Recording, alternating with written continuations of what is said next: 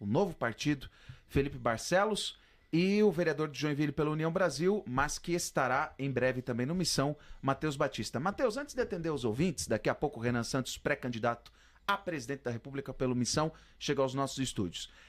Por que não deu nessa janela partidária última você passar para o Missão? É porque a gente até tinha, até a última eleição, uma cláusula estabelecida pelo TSE que, caso tivesse algum partido recém-criado, você poderia fazer a migração para esse partido sem a liberação do partido que você está. Mas essa cláusula caiu, né? Então hoje, a única forma de você migrar para o partido, caso não seja na janela partidária, né? E a janela partidária que teve agora em 2026 foi para deputados, né? E não para vereadores, seria com uma carta de liberação do partido. Mas a União Brasil não quis me liberar, né? Na esperança de... Enfim, de eu ser candidato por eles, ou só na esperança de realmente me segurar para eu não disputar voto, porque eles sabem que eu viria muito forte para essa eleição, né?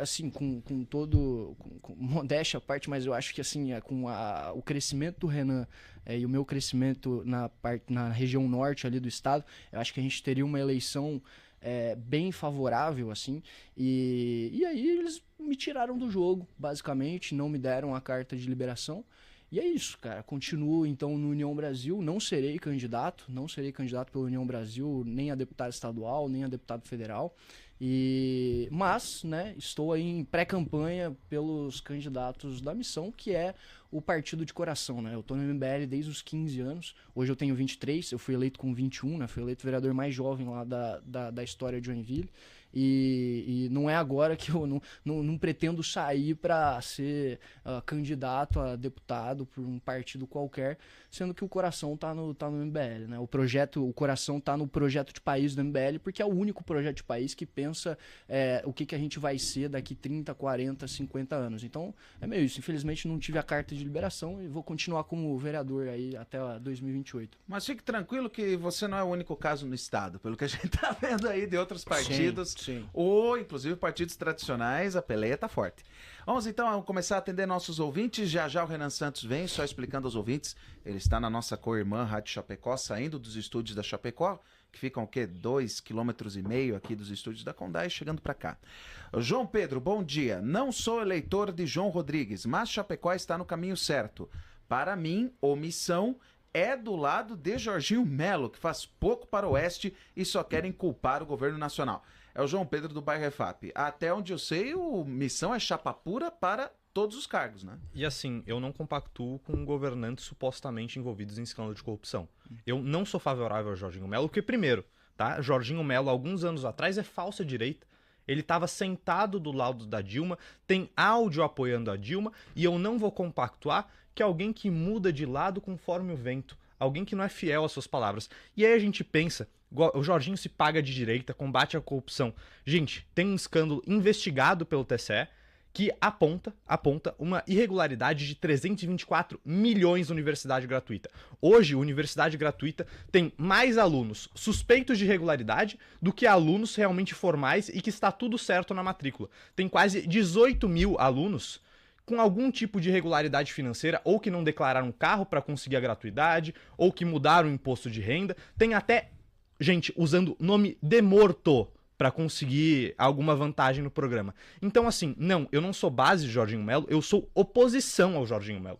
Porque eu não vou compactuar com alguém que hoje está tendo uma gestão, no mínimo, suspeita em Santa Catarina. E como ele bem falou, o Jorginho Melo não ajuda em nada o Oeste. O Jorginho Melo, hoje é um dos caras que eu considero inimigos de Santa Catarina, com todo respeito. Porque, assim, um cara que se diz de direita, apoiou a Dilma, tem algumas ações suspeitas na universidade gratuita e algumas coisas minimamente suspeitas sobre Estrada Boa, eu não vou apoiar esse cara de jeito nenhum, e eu tenho pré-candidato ao governo, que é Marcelo Brigadeiro, um cara com propostas muito melhores e com uma atuação pública ilibada, diferente do Jorginho. E também diferente do João Rodrigues, que é um ex-presidiário, né? Não, inclusive, João Rodrigues vai usar a mesma foto que o Marcelo Brigadeiro vai usar na campanha, né? É bom que se diga. Que é nossa foto, tá? Se você for olhar essa loginho... Tem um logo do MBL Santa Catarina foi nessa a gente foto, que divulgou isso. Exatamente. Foi pra campanha de 14, né? De Não. 2022. Não, mas a foto é de 14. De 2014. De 14. Inclusive, eu pago um processo pro Jorginho Mello até hoje por causa dessa foto, porque ele quis me processar por propaganda negativa eleitoral, porque não podia mostrar pro catarinense que ele foi base do governo Dilma em 2014. E a foto foi usada nas eleições de 2022? É, Bom, coisa de não entender. Renan Santos, pré-candidato à presidência da República, chegou aqui nos estúdios da Condá FM nesse momento. Prazer conhecê-lo, né? Não lhe vi antes e uma honra poder conversar contigo. Bem-vindo ao Chapecó mais uma vez. E a primeira pergunta, até na pegada do que o Matheus e o Felipe estavam falando aqui na bancada, tem a ver com essa situação, aí falando do eleitor do Oeste Catarinense, de estar em, querendo ou não, um palco privilegiado. Nunca na história da nossa região temos os 3 candidatos com maior intenção de voto sendo da região Oeste. Jorginho Mello, Derval do Oeste. João Rodrigues é do Norte Gaúcho, mas sua base eleitoral é Chapecó e Pinhalzinho. E Gelson Merizio é de Xaxim. Então, nunca se falou tanto em Oeste Catarinense. E, ao mesmo tempo, nunca houve a impressão de tamanha forma do eleitorado de que a nossa região é extremamente desassistida pelo governo federal. Porque todos falam a mesma coisa, inclusive até a coligação das esquerdas. Então, Renan, minha primeira pergunta para o senhor é: como que esse plano, construído há tanto tempo, que ficou tanto tempo nas ruas, em manifestações e em seminários, em congressos, poderia propor algo prático, principalmente em questão de pacto federativo, para que o Oeste Catarinense tenha o maior retorno, não apenas dos seus impostos, mas também das suas reivindicações com menos burocracia? Bom dia, seja bem-vindo. Bom dia, uma honra estar aqui. Peço desculpas pelo pequeno atraso. Eu estava rodando uma rádio para outra aqui. Tá ali na Coirmã, na Chapecó. Sim, mas muito legal estar aqui. Novamente, sem delongas. O tema do Pacto Federativo é o tema central e é o tema que todo catarinense devia falar. Boa parte daquilo que a gente chama de direita aqui em Santa Catarina quer ficar discutindo o sexo dos anjos. O comunismo vai chegar, não sei o quê. Mas na prática, onde atinge eles o problema brasileiro é a ausência de representatividade real e simbólica do povo de Santa Catarina como um todo. Aqui do Oeste mais ainda, né? Vamos falar a verdade, na propaganda oficial do Brasil vocês nem existem. O cara do Oeste Catarinense, ele só existe pra Receita Federal. É o único órgão do governo que vai olhar pra vocês. Ele vai olhar pra vocês e botar uma mão no bolso de vocês. De resto, vocês não existem. Vocês não vão aparecer em nenhum tipo de propaganda oficial. Vocês não existem como representação do Brasil. E, paradoxalmente, vocês são daquelas ilhas do Brasil de sucesso, né? Vocês são uma parte do Brasil que dá muito certo. Vocês não dão certo apenas em termos econômicos. Até porque eu visitei, por exemplo, a região do Mato Piba, lá, que é uma região desenvolvida pelo agro, com muito gaúcho também, ali no Maranhão. E você tem desenvolvimento econômico, mas não tem desenvolvimento social. As cidades são muito ruins de se viver. Aqui você tem as duas coisas ao mesmo tempo. Você tem uma cidade baseada em confiança, um estilo de vida que é bom pra criança, é bom pras famílias, e ao mesmo tempo você é altamente produtivo aqui. Então, aqui tinha que ser base para que o Brasil se inspire. E vocês não são, nesse sentido, base pra nada.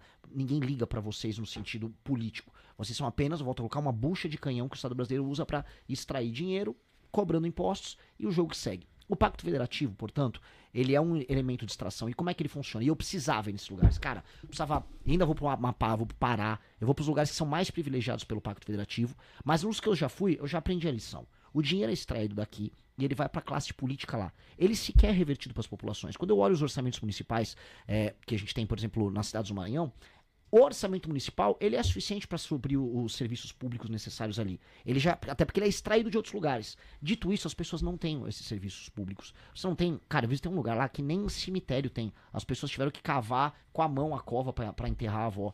Eu vi, graças a Deus, eu gravei um vídeo para mostrar o nível disso. Mas show do Wesley Safadão aos montes tem. Emendas parlamentares, os políticos de lá recebem muito mais proporcionalmente do que os daqui. Porque os políticos de lá sempre são base, nunca são oposição. E aí eles distribuem, fazem a roubalheira que tem ali. Lá tem um escândalo de bloquetes, que são aqueles tijolinhos que você vai encaixando pra montar piso, tudo largado, tem as fábricas de bloquete ligado a político. Ou seja, é uma roubalheira. E essa roubalheira é feita com dinheiro que não é extraído dali. Até porque a atividade econômica no Nordeste, no interior do Nordeste, ela é muito pequena. Então esse dinheiro vem de fora.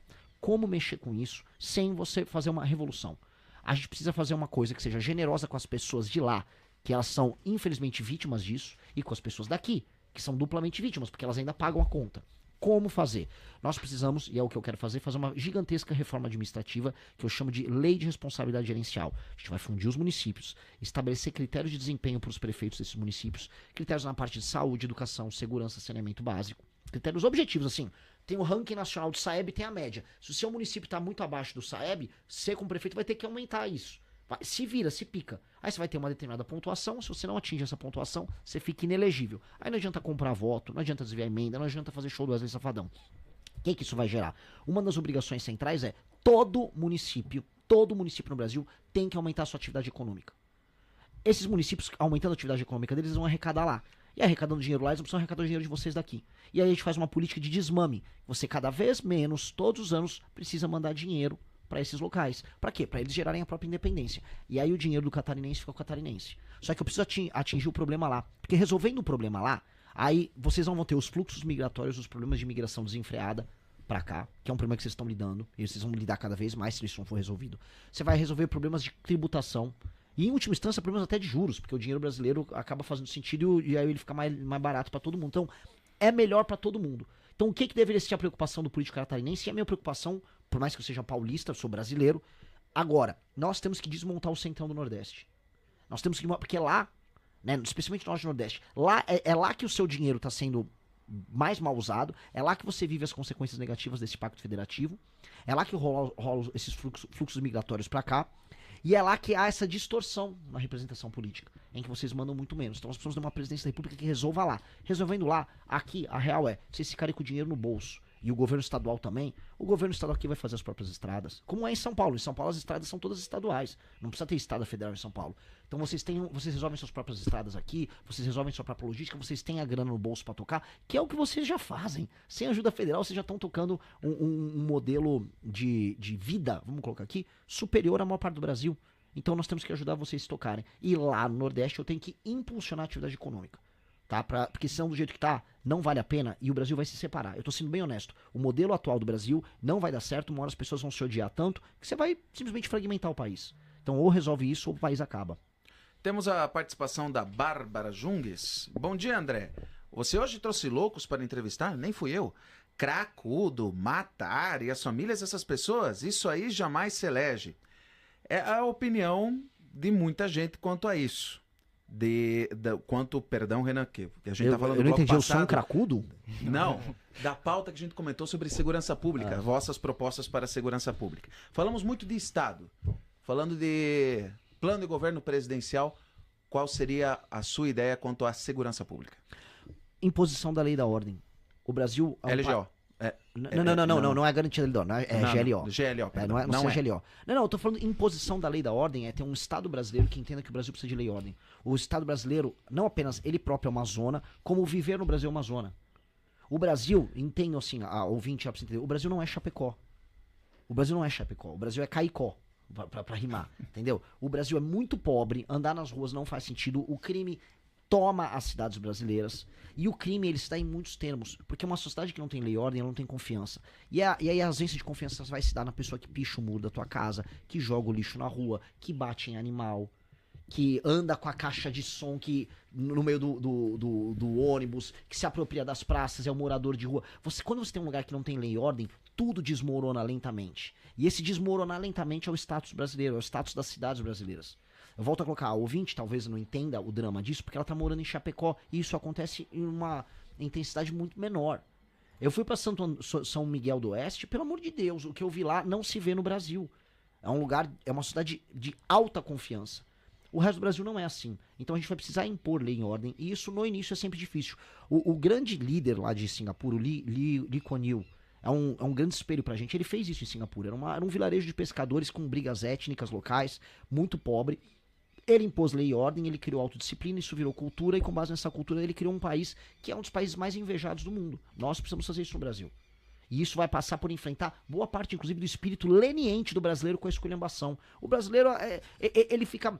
Talvez por a gente ter essa influência muito carioca no espírito nacional, essa coisa meio Rede Globo, a gente fica achando que é natural ser esculhambado, que a favela é parte da nossa alma. Não deve ser. A gente tem que brecar isso. Então, esse espírito ordenador ele é necessário agora. Então algumas palavras duras vão ser usadas por nós até para acordar os brasileiros. Agora, muito pior do que uma palavra dura é uma bala dura na tua cabeça, disparada por um vagabundo, é uma faca apontada contra você. Então eu prefiro ter um discurso enfático que machuque do que ser machucado por uma faca que é muito mais enfática do que isso. E assim, chamar a gente de louco por defender Santa Catarina pode me chamar à vontade. Falou, eles têm familiares. Sim, bandidos têm familiares. E antes o familiar do bandido chorar do que o policial que ele tentou matar. E assim, sobre cracudos, sim, tem familiares. E se você interna esse morador de rua, os familiares dele deixam de sofrer. Porque o morador de rua, quando tá no vício da droga, ele rouba do seu pai. Ele rouba da sua mãe. Ele destrói a sua casa. E a gente viu isso e recebeu denúncias sobre isso. E a gente viu em loco. Essa pessoa na droga, ela tá destruindo pouco a pouco o seu núcleo familiar. Então pode chamar a gente de louco à vontade por ter propostas reais para resolver os problemas reais que vivem. Sim, nesse sentido eu sou louco. Nesse sentido, muitos chamam a gente de higienista.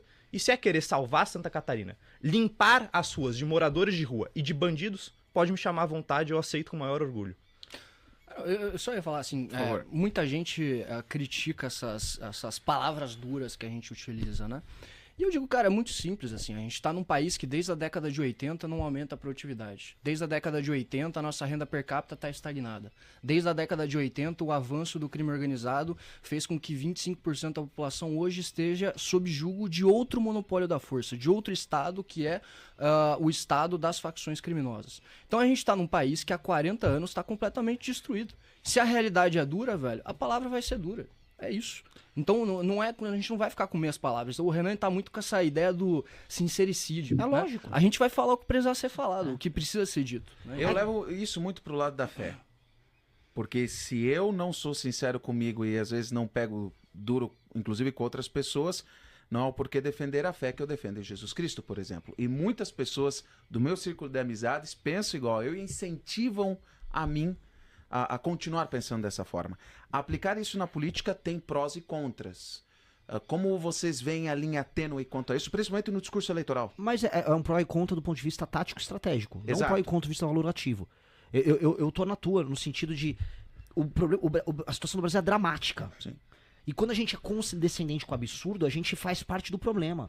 Então, por exemplo, quando eu me falaram... Eu tava... Minhas primeiras idas ao Nordeste, eu comecei nessas cidades pequenas que vivem basicamente de dinheiro extraído de outros lugares do Brasil, e eu comecei a falar, não dá, galera, o dinheiro de vocês está vindo lá de Santa Catarina. Inclusive tem um corte muito famoso disso, que é eu brigando com um radialista lá do Ceará. Ele, não, porque Santa Catarina foi privilegiada. Eu, onde?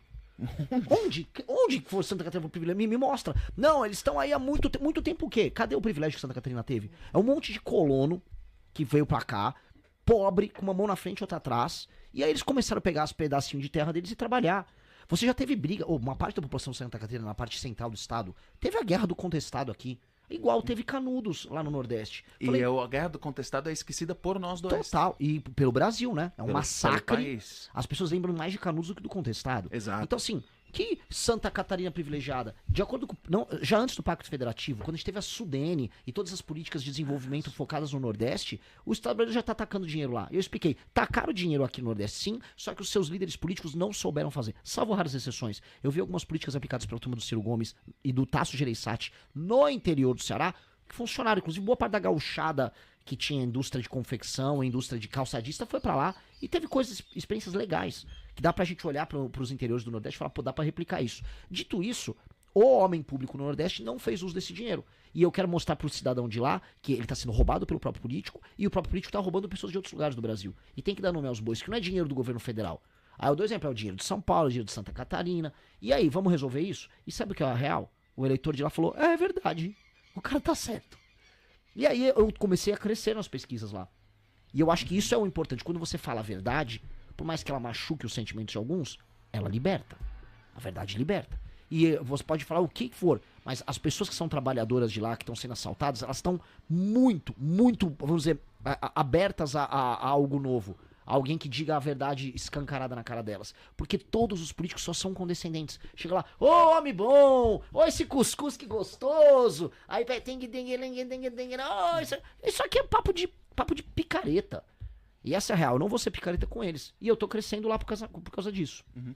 E a última pergunta, antes do último intervalo comercial, depois vamos ter um bloco longo para continuar atendendo ouvintes e falando de outras ideias. nenhuma instituição é privada de escândalos no Brasil. Como diria o homem uruguaio na cidade no interior, nenhum homem resiste a um arquivo.